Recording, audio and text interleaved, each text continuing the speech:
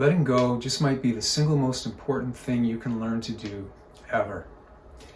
Think of a time where you felt completely at peace with no worries. It's probably just a short window of time, but those few moments, maybe you got something you wanted, maybe you solved a long-standing problem and you're just feeling that ease, like there was nothing to get to in the next moment, there's nothing from the past nagging at you, you just felt completely at ease in that moment. That was letting go. Okay, but that was spontaneous letting go.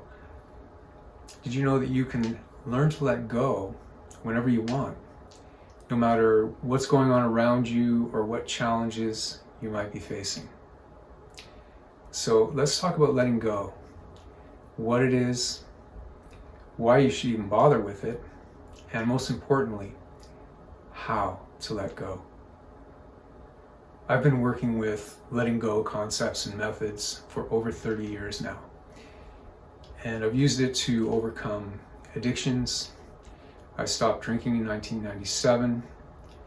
I've been effortlessly sober since that point. I have no desire to drink at all. And I also, a year later, in 1998, I used it to stop smoking. I've used it to nurture my relationships with people in my life. I've used it to have a high level of self-discipline in my life. I've used it when I faced really a couple of very intense challenges actually, and it really helped me to stay grounded and centered through those challenges, and even to manage and deal with physical pain. I first started working with letting go techniques when I encountered this book, The Power of Now by Eckhart Tolle in 1997.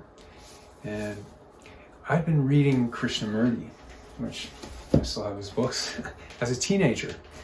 I read it like drinking water. I carried this book around with me everywhere.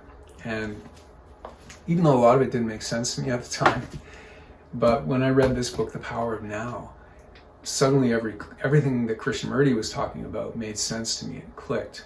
And then a couple of years later, I went into this book, this classic book. I don't think you can get it anywhere nowadays, but it's an amazing book. At the time, it really helped me. It's called Handbook to Higher Consciousness by Ken Keyes Jr. And I used it to, at the time, I was in a kind of a relationship that was not great. And I used it to, one day I just sat down and I used the techniques from the book to consciously let go of my attachment to this person that was just not good for me. And I was able to, I was free after that. And I moved on to new and better relationships in my life. So there was that. And then a few years later, I was in a bookstore on the way to a movie. And this would be about 2005. And this book was glowing on the shelf. It was just had a light around it, an aura. And it's called The Sedona Method by Hale Dwoskin. And since that time, 2005, I've used this method daily. For years, I used it daily for so many situations and so many issues that were being triggered or coming up in awareness, and releasing them, letting go, using the letting go techniques in that book and many of their courses I took. I became a facilitator. I stopped using it consciously about 3-4 years ago, maybe. I started weaning off. It wasn't that I deliberately didn't want to use it. I just didn't need it as much anymore. It became letting go. I just do more spontaneously now. And I still use it though from time to time, but mostly it's just a spontaneous thing now. But it's a great thing that I use with my clients and with the clients. And I'm also a tarot reader as well. So I work with people and I see how much letting go can benefit them, and especially with what people are facing, because their minds won't let go. So yeah, the Sedona method is part of what I use with my clients in letting go sessions, along with more the style of Eckhart Tolle, and just presence, being present in the moment, and just that energy, that presence. Okay, so what is letting go? If you have something handy that you can drop, like a pencil or something, or a pen, or something you can drop, This is one of the ways they introduce it with the Sedona method, by the way. And I'm just holding this pencil and just grip it tightly. That's what our minds do with situations, issues, and problems. You know, we're holding on to things really tightly. Our mind just grasps onto it, as they say in Buddhism, gripping it. So grip that pencil. That's quite often the normal state of our mind. And then if you relax your hand, you can see that whatever you're holding on to can actually, you're not attached to it. And you can actually let it go. So that's what letting go is. It's just dropping, making a choice. It's a choice to drop what you think you're attached to, what you think you don't have a choice with. You actually see that you do have a choice to let it go. And one of the first things I learned is that those feelings, those thoughts are, you recognize that they're not what you are. You start to see that you're not attached to them. This is theoretical, so we're going to get into some actual experience for you to experience it for yourself. But that's what letting go is, okay? Because normally we either suppress feelings, we push them down, we stuff them down, we hold on to them, right? Because we don't want to look at them, we don't want to face them. And ultimately, that's what shadow work is about. It's looking at these feelings that we've stuffed down. Or when they're stuffed down so much they have to explode, and we express them, or we're just in the habit of some people are in the habit of expressing anger, for example. And so it's either holding on and suppressing or expressing.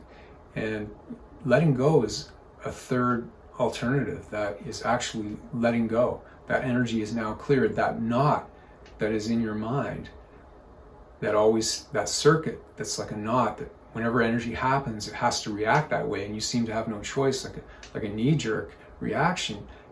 You'll learn that you do have a choice. That's what letting go is.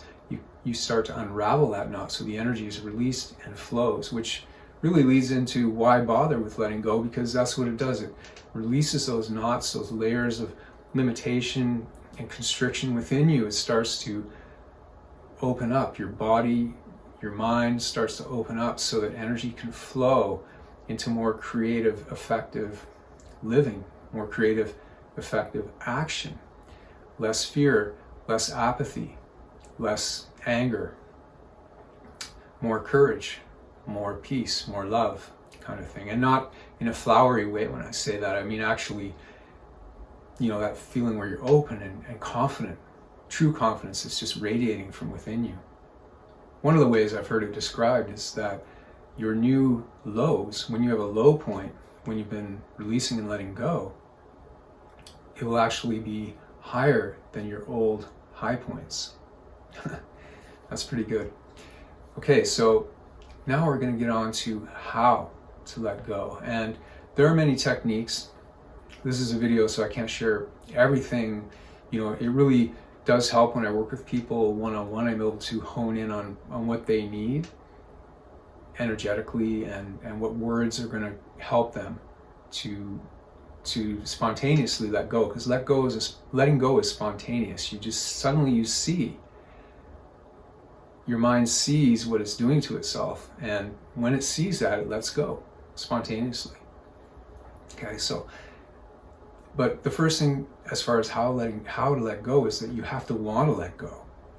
That's the first thing. You have to want to let go. You have to be kind of fed up. You have to be kind of fed up with the way things are, the way things are going. And so you want to get, that pain or that suffering that's been bothering you, that's what motivates you to want to let go. So you take that energy, the motivation, to help you make the choice, first of all. Now, that's the first part of it, to realize it's a choice, to have the will to want to make that choice. Okay. And then the next part is just technique. Okay. So you need to get quiet somewhere in a room at first with little smaller things too, but you're probably just going to get triggered maybe by something, or something's bothering you. You're angry at someone, you're holding a grudge against someone, or somebody said the wrong thing to you, or something didn't go how you wanted it to go, and it's really you're making yourself feel bad about it. So you have to get quiet. And that's the thing, most of us, we don't want to get quiet. We don't want to face those uncomfortable feelings, because the sensations in our body might be going kind of thing, and our mind's racing and our heart's pumping maybe. So that's the first thing, is to be able to sit down and put your attention within. Now, putting your attention within, what that really means is taking your focus from being distracted by external things, whether that's your phone or just whatever's going on around you, or thoughts, stories, just actually putting your attention within so you can observe what's going on inside you, what thoughts are happening right now, what are the sensations in your body. So just save this video, by the way, so that you can return to it, okay? Because it'll help you. It's not an exact paint by numbers thing, okay? Try to make it that way as much as possible in the beginning, but you'll kind of have to find your own way as well. But here's the thing, you need to get quiet, be able to observe those thoughts and feelings and the sensations in your body, because that's really all that's happening in any given moment. Just right now, pause and look within. What's happening? You're hearing sounds in your head, the sound of my voice, the sound in your head is your thoughts, maybe some pictures in your head as well, images, on your phone. I'm on your phone speaking. Any sensations in your body from if you're sitting down, or maybe your stomach is gurgling, that type of thing. Okay, so that's all that you're experiencing in any given moment.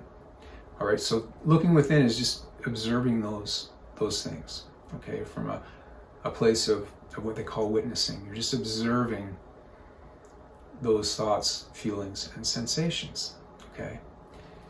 And normally what we do when we have those thoughts, feelings, and sensations that are uncomfortable, like I said, we suppress them, or they take us over and we express them. So here, what you're doing is you observe them without any judgment. Just observe them and allow them to be. This is really the simplest way to let go, is to allow whatever feelings and thoughts are happening to be. Not allowing them by becoming involved in their storyline, okay?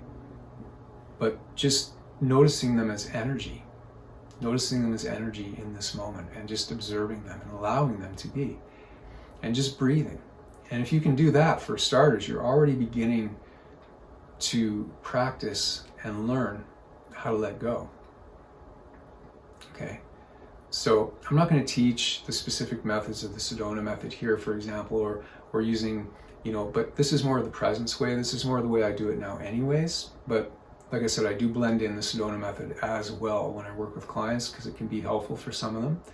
It's not helpful for everybody. Some people work better with just plain bringing them into a state of presence or beingness, just being. That's all, you're just being and allowing the energy to flow. And from doing this, when you do this for a minute or 2, 3 minutes, and then maybe longer periods, you start to realize that you are not those feelings and thoughts, that energy that's just flowing. You're the awareness, you're the space that it's happening in. So that allows you to detach from them more, and they just start to run their course and get weaker. They start to break down over time. And it depends how much you put into this, how fast certain layers of that conditioning that is limiting will be broken down in you. But, as you go, like now, for example, start off by getting quiet for a few minutes every day, maybe even twice a day if you can, just for 1 minute or 3 minutes for starters, if you haven't done any work like this before. And just do what I said, just breathe, just be, just observe the feelings and thoughts, okay? That's how to let go. Eventually you can, if you want to work with me or you want to look at more of my work, by the way, check the description box. I get a little bit more into some of the technical aspects of some of the self-inquiry questions you can ask yourself, such as, could I welcome these feelings right now? And if I could welcome them, could I let them go? Just could you, type of thing. That's from the Sedona method, for example. Maybe I'll make a video specifically about that. If you would like to see that, comment below as well. But get the my free guide, How to Let Go and Trust the Universe. It'll give you a lot of insight as well. It's in the description box. Okay, so it's just becoming aware, though, that you are the awareness, and the thoughts and feelings are movement and energy, and they're not attached to you. And you get that experience for yourself. The more you get it, the more you appreciate it, the more your mind starts to realize and understand, okay? The more you let go, the easier it gets to let go of deeper issues and long-standing issues, because you start to realize that you actually get what you want by letting go, not by holding on. The mind is in a sort of an unconscious illusion that it's going to get what it wants by holding on. Like one of the examples, I work with people with tarot readings, for example.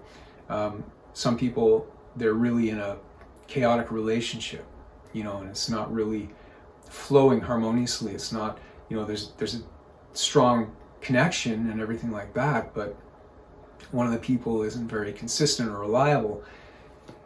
And the other person who really wants the relationship to be consistent and reliable, they think that by holding on to that relationship, to holding on to wanting it, like unconsciously, they believe that that's what will make it happen.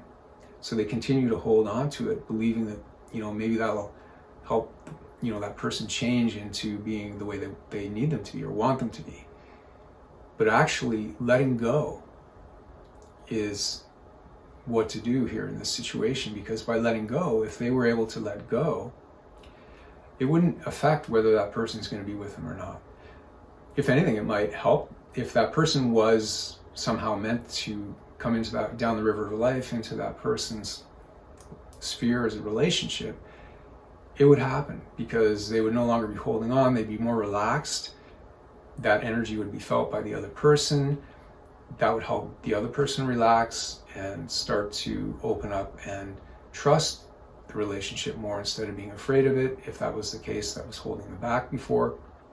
So that would but you can't let go for that reason, but I'm just saying it would increase the odds. But on the other hand, even if that person wasn't meant to come down the river of life into that mode of being in the relationship, it's like at the top of the video I said I was able to let go of something, a relationship, you're then free.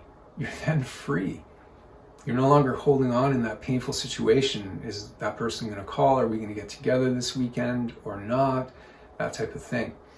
You're going to be free, and you're going to be able to then go forward and create much better relationships. Trust me, much better relationships. So that's an example of how letting go can benefit as well, and why bother with it. So it's just getting quiet. Let's just say right now, it's just getting quiet, looking within. Eventually, with enough practice, you'll be able to let go in the middle of even a difficult conversation. One of those challenging conversations you have to have with somebody. You'll be able to let go in the middle of that while you're actively engaged in life and having that conversation. And it's so helpful, because instead of saying things that you don't really want to say or overreacting to something, you're able to stay calm and centered and say what you need to say and what's important to say. You're also able to listen to the other person, which they'll feel as well. So they'll start to drop their defenses a little bit, and the communication will have a better chance of reaching some kind of resolution. Okay? So it's incredibly useful in life in so many ways, and also with spiritual growth. As you let go of these ego defenses, of course, we need personalities. Our personality is important too. We need it to function in this world. It's also part of our dharma, or our pattern, right? But as we let go of the things those defenses and the limitations that aren't helpful, and have less attachment that way to our ego or to our personality, we're able to be more balanced and effective and functional, and integrate our personality even in a better way as well. And make those spiritual insights more lasting and integrate everything. So it's really beneficial that way as well. So that's it. I really appreciate you watching this video. Message me or leave comments below with any questions you have about this. And if you'd like to see more videos along this topic, I can get into the nitty-gritty really of, how to let go and work with that a little bit. And as I said, get my free guide. But I really appreciate you being here. The light in me sees the light in you.